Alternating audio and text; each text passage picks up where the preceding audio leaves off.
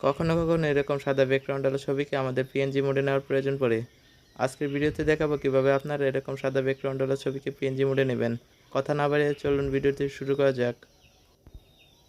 এর জন্য আপনাকে একটি অ্যাপের প্রয়োজন পড়বে, আর এই অ্যাপটি আপনি গুগল প্লে স্টোর থেকে ইনস্টল করে নেবেন।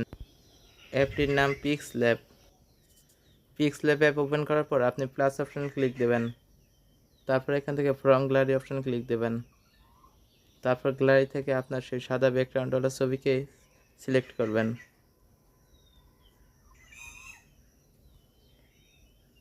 তারপর এখান থেকে রাইট অপশান ক্লিক দেবেন। এখানে এটি চলে আসবে। ছবিটি যখন চলে আসবে আপনি এদিকের অপশানগুলো নিচের দিকে চলে যাবেন। নিচে আসার পর ইড স্কলার নামে এই অপশানটির উপর ক্লিক দেবেন।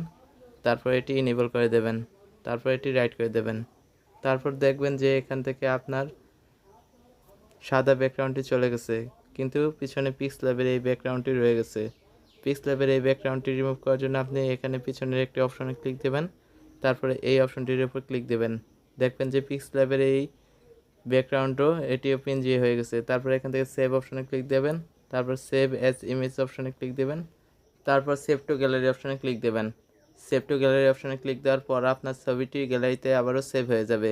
ভিডিও কেমন লাগলো তা কমেন্ট করে জানিয়ে দেবেন। এরপর এরকম ভিডিও পেতে চাইলে চ্যানেলটি সাবস্ক্রাইব করে দেওয়ার অনুরোধ রইল।